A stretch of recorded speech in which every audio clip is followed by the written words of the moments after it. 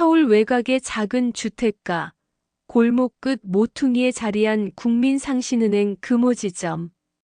아침 10시가 조금 지난 시간, 지점의 자동문이 부드럽게 열리며 낡은 점퍼를 입은 노인이 들어섰습니다. 카키색 모자 약간 구분 등 손에는 검은 비닐봉투 하나가 들려 있었습니다.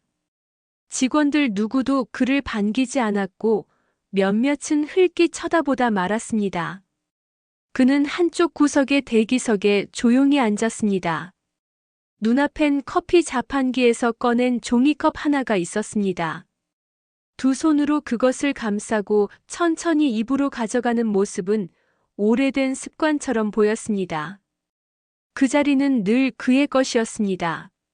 아무도 그의 이름을 몰랐고 그가 어떤 일로 은행을 찾는지도 알지 못했습니다. 30대 초반의 유지민 대리는 커피를 내리며 속삭였습니다. 이젠 진짜 좀 눈치껏 안 오셨으면 좋겠어요.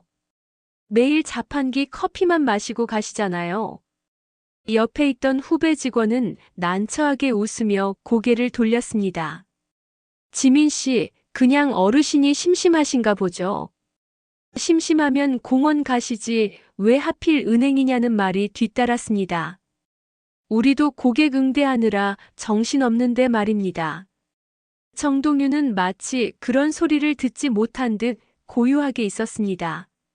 한 모금씩 커피를 마시며 창밖으로 흐르는 구름을 바라보았습니다. 은행 안은 왁자지껄했지만 그가 있는 자리만은 이상하리만큼 조용했습니다. 그날 오후 예기치 않은 일이 일어났습니다. 정장을 입은 중년 여성이 서둘러 은행 문을 열고 들어왔습니다. 죄송한데요, 외환 송금 지금 가능한가요? 어머니 수술비를 오늘 안에 보내야 해서요. 유지민 대리는 당황한 얼굴로 응대에 나섰습니다. 지금 송금 접수하면 오늘 안엔 처리 힘들 수도 있어요. 마감 시간 다 돼서요. 여성의 얼굴이 하얗게 질렸습니다. 정말 급한데요. 오늘 넘기면 수술이 연기될 수도 있어서요. 담당자 없어도 제가 서류 작성할 수 있어요.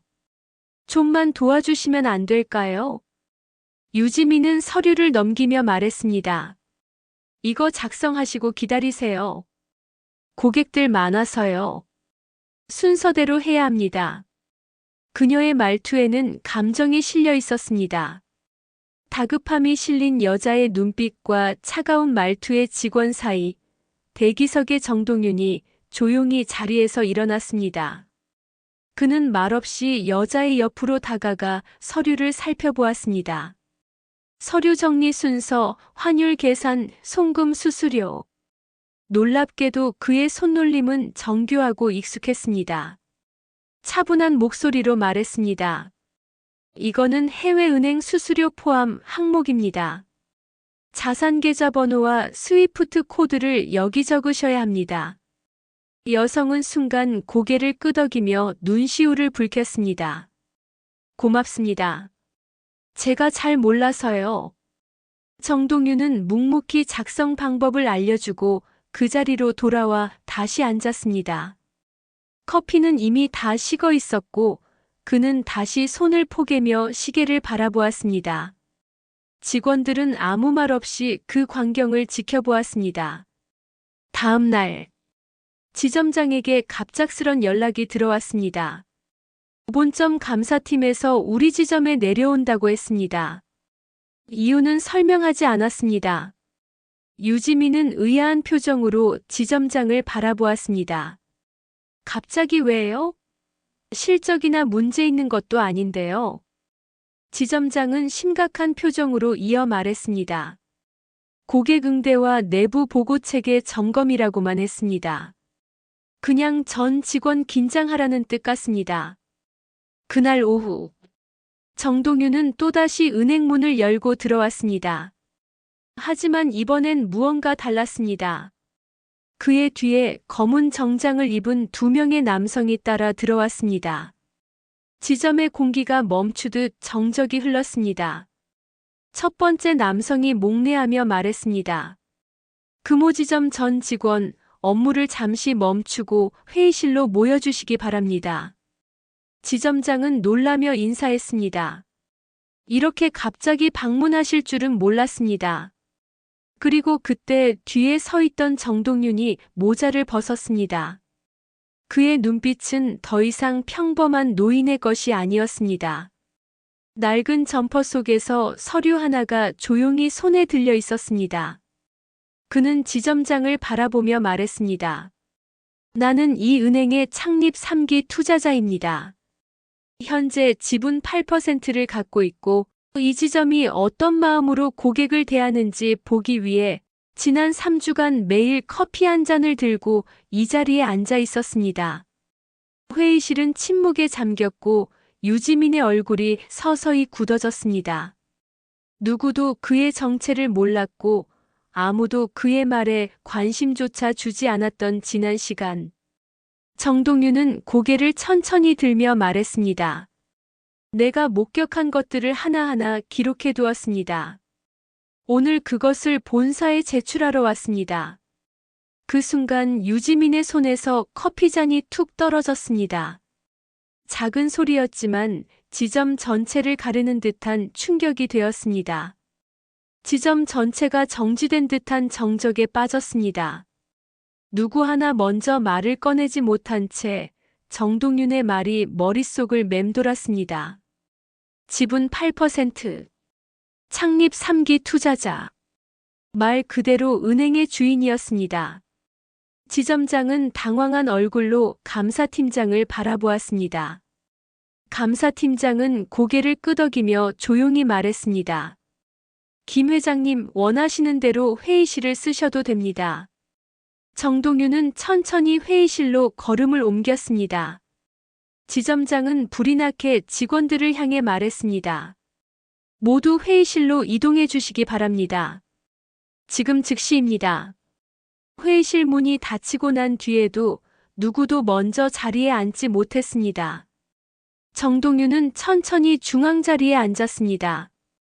그리고 서류 뭉치를 테이블 위에 올려놓았습니다. 은행 로고가 선명하게 찍힌 과거의 감사 보고서, 그리고 손글씨로 써내려간 일지였습니다. 나는 이 지점이 생긴 첫 해, 이 은행의 방향이 고객 중심이길 바랐습니다. 그런데 지난 3주간 내가 목격한 것은 조금 달랐습니다. 여기 있습니다. 날짜별, 상황별로 정리한 내용입니다. 감사팀장이 서류를 받아들고 살펴보았습니다. 직원들의 고객 응대 태도, 특정 시간대의 대기자 수, 불필요하게 길어진 상담 지연 시간. 그 안에는 평범한 노인의 시선으로 보기엔 너무도 정교한 관찰이 담겨 있었습니다. 심지어 대기석에 앉아 있던 고객들과 나눈 대화의 일부도 포함되어 있었습니다. 이 직원은 눈을 마주치지 않았습니다. 이날 창고 직원은 본인의 사적 전화를 받으며 고객을 기다리게 했습니다. 회의실 공기는 점점 무거워졌습니다. 특히 유지민은 얼굴이 점점 하얘졌습니다. 며칠 전 외환 송금하러 온 중년 여성에게 퉁명스럽게 대응했던 일도 포함되어 있었습니다. 정동윤은 조용히 말을 이었습니다.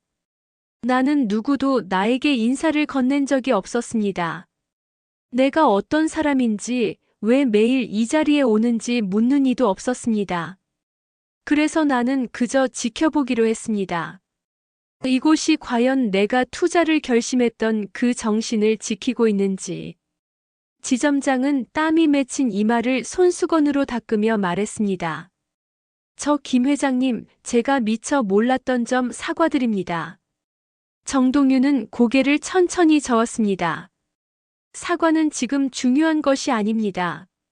이곳이 변화할 수 있는지, 아니면 더는 기대할 수 없는지. 그 판단을 하러 온 것입니다. 감사팀장이 조심스럽게 말했습니다. 회장님, 그럼 이 자료를 본사 회의에 그대로 보고드리겠습니다. 그리고 당장 오늘부터 본 지점 운영 전반에 대한 개선안을 수립하겠습니다. 정동윤은 고개를 끄덕였습니다. 그 말이 하고 싶었습니다. 은행이라는 곳이 숫자만 쫓는 곳이 아니라 사람을 보고 돈을 다루는 곳이라는 사실을 잊지 말아주시기 바랍니다. 회의는 끝났습니다. 회의실을 나서는 정동윤의 걸음은 천천히, 그러나 흔들림이 없었습니다. 지점장은 바짝 고개를 숙이며 말했습니다. 회장님, 앞으로 이 지점이 어떻게 달라지는지 꼭 보여드리겠습니다. 정동윤은 잠시 그를 바라보며 고개를 끄덕였습니다. 그의 눈에는 잠깐 미소가 번졌습니다. 그날 저녁 지점 SNS 채널에 공지 하나가 올라왔습니다. 금호지점 고객 응대 프로세스 개선 예정 공지. 직원 전원, 재교육 예정. 지점 내 대기석도 새롭게 바뀌었습니다. 가장 안쪽 벽면에 작은 명패가 부착되었습니다. 김동윤 고객님 지정석 오랜 믿음을 주신 감사의 마음을 담아. 하지만 다음 날부터 그 자리에 그는 나타나지 않았습니다. 그의 모습은 더 이상 보이지 않았지만 직원들의 행동 하나하나가 달라지기 시작했습니다. 고객의 눈을 바라보며 인사를 건네고 대기 중인 어르신에게 먼저 말을 붙이며 커피 한 잔을 대접할 때조차 두 손으로 건네는 자세가 달라졌습니다.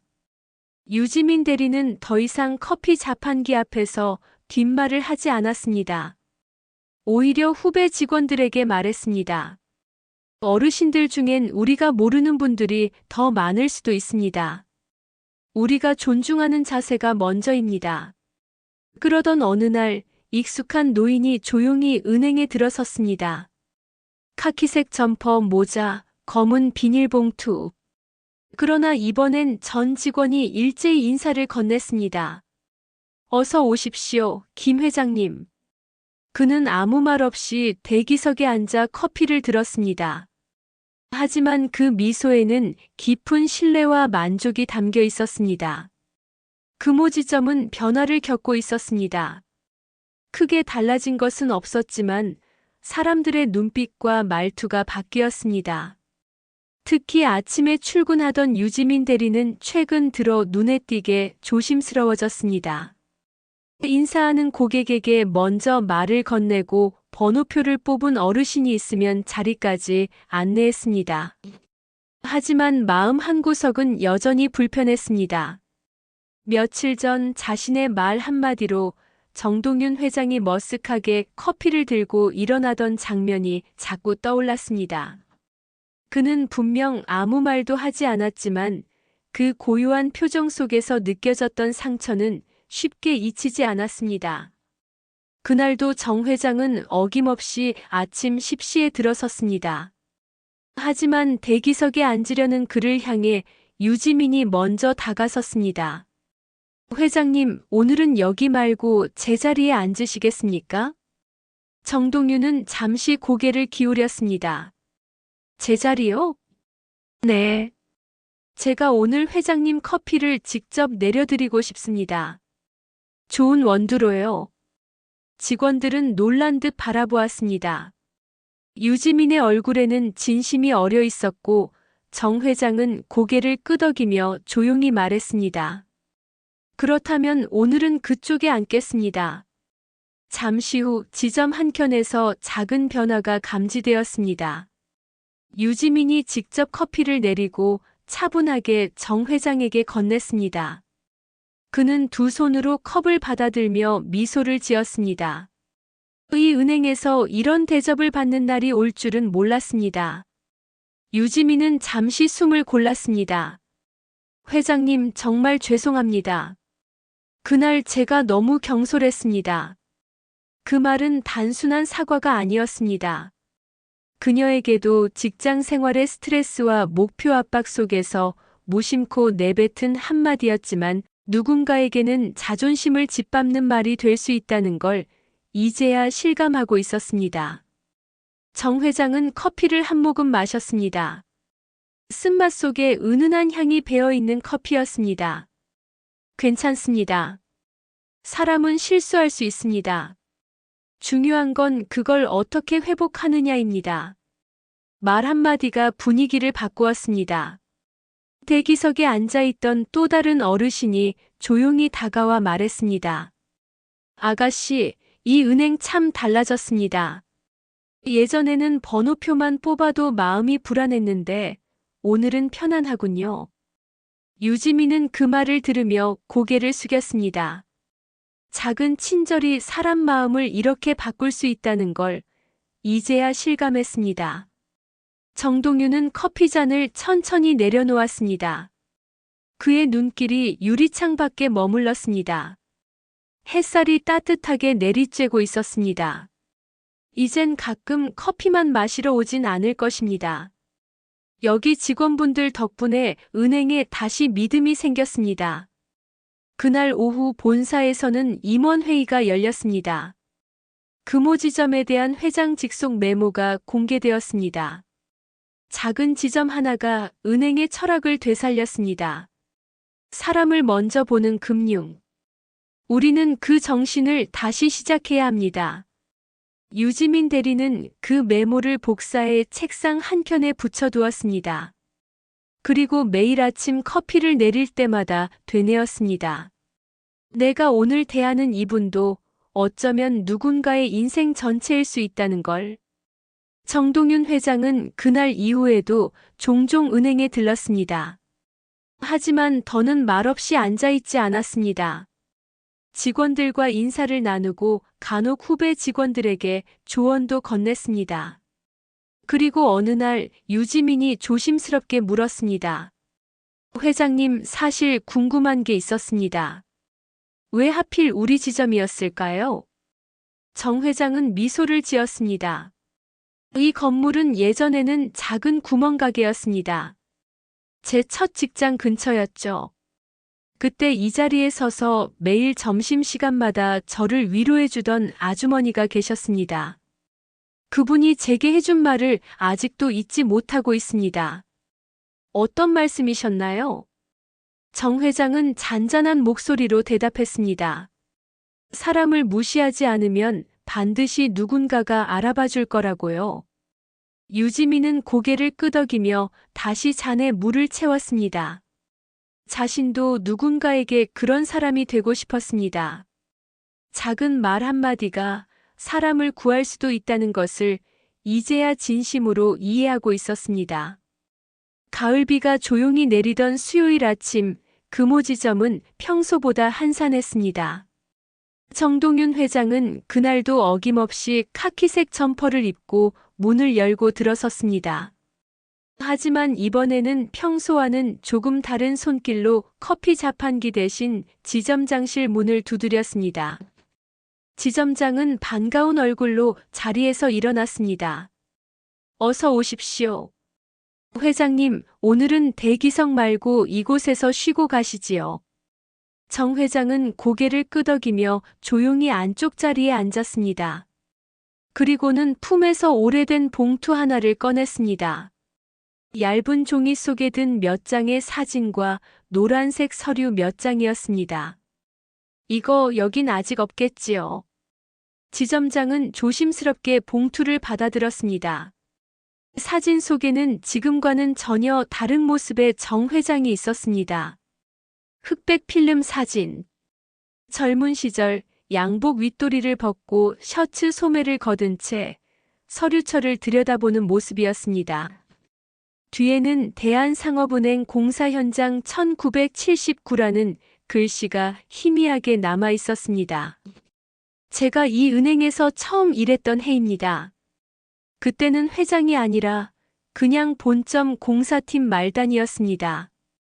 그 누구도 제 이름을 기억하지 않았습니다.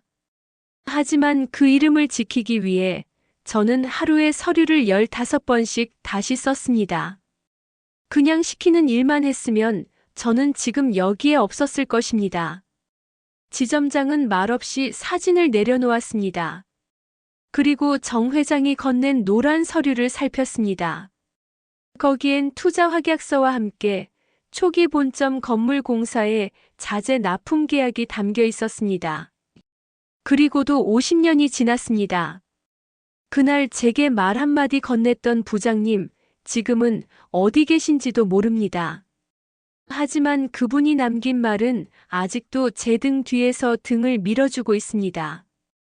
유지민 대리가 조심스럽게 지점장실 문을 두드렸습니다.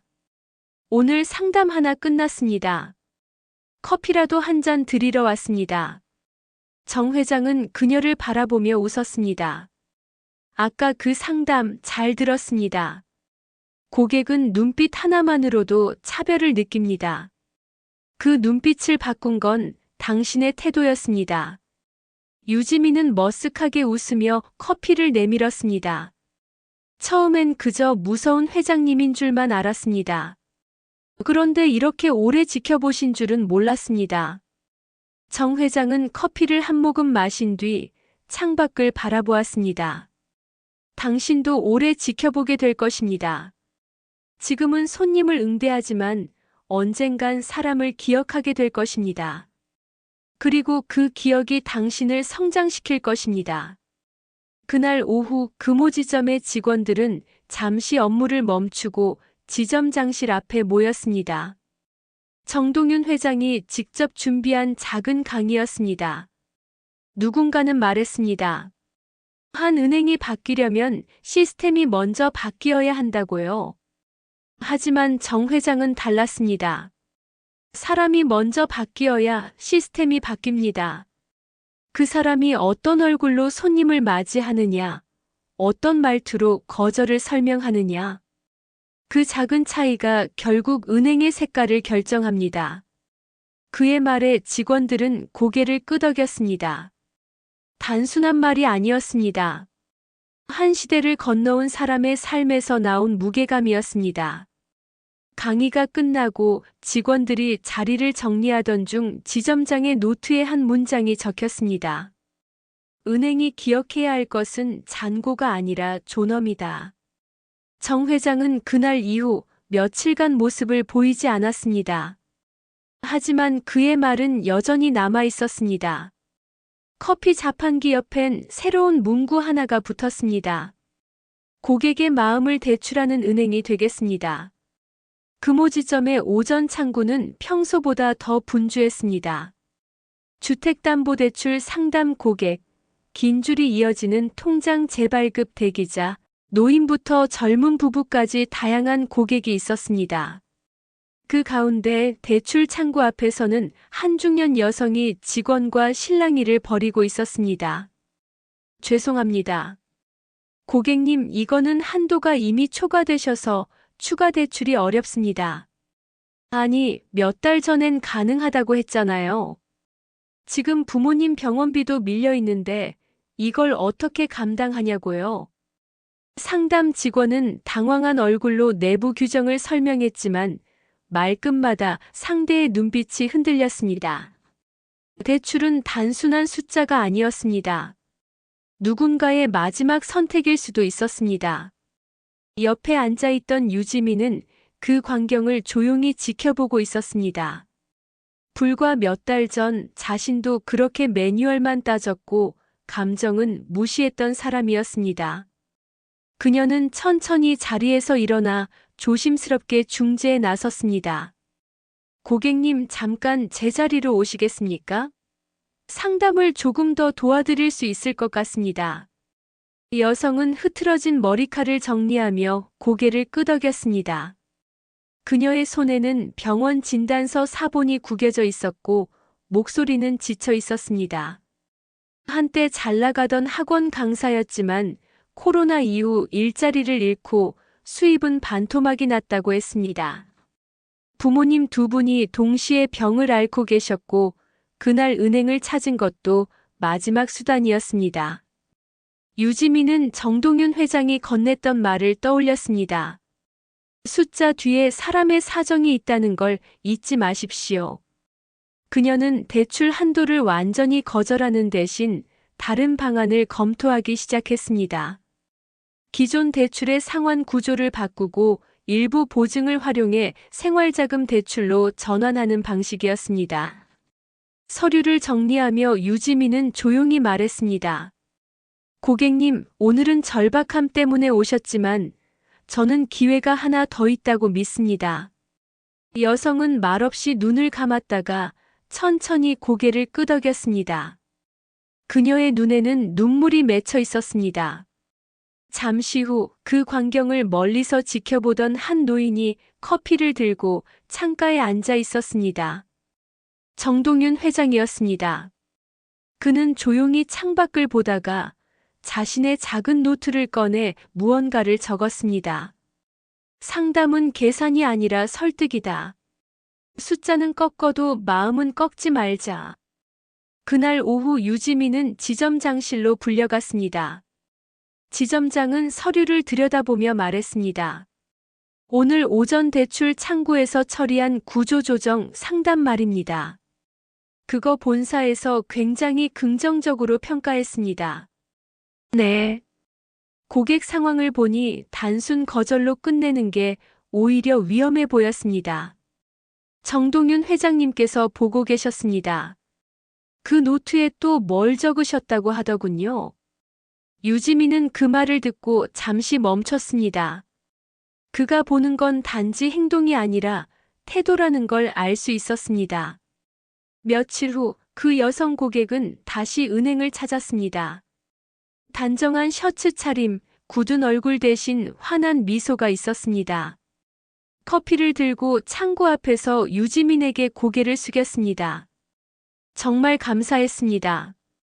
덕분에 부모님 병원비 밀리지 않았고 저도 다시 일을 시작했습니다.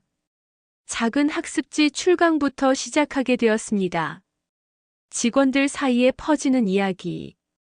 금오지점엔 이상하게 사람을 기억하는 은행 직원이 있다고 말들 했습니다. 그런데 사실 그 이상한 시작은 구석에서 조용히 커피를 마시던 그 노인에게서 비롯된 것이었습니다. 그날 오후 정동윤은 잠시 커피를 내려놓고 창구를 지나며 말했습니다. 사람을 돕는다는 건 언제나 보이지 않는 데서 시작되는 법입니다. 그리고 그것이 곧 이 은행이 살아있는 이유일 것입니다. 가을비가 조용히 내리던 수요일 아침, 금오지점은 평소보다 한산했습니다. 정동윤 회장은 그날도 어김없이 카키색 점퍼를 입고 문을 열고 들어섰습니다. 하지만 이번에는 평소와는 조금 다르게 커피 자판기 대신 지점장실 문을 조용히 두드렸습니다. 지점장은 반가운 얼굴로 자리에서 일어났습니다. 어서 오십시오. 회장님, 오늘은 대기석 말고 이곳에서 쉬고 가시지요. 정 회장은 고개를 끄덕이며 조용히 안쪽 자리에 앉았습니다. 그리고는 품에서 오래된 봉투 하나를 꺼냈습니다. 얇은 종이 속에 든 몇 장의 사진과 노란색 서류 몇 장이었습니다. 이거 여긴 아직 없겠지요. 지점.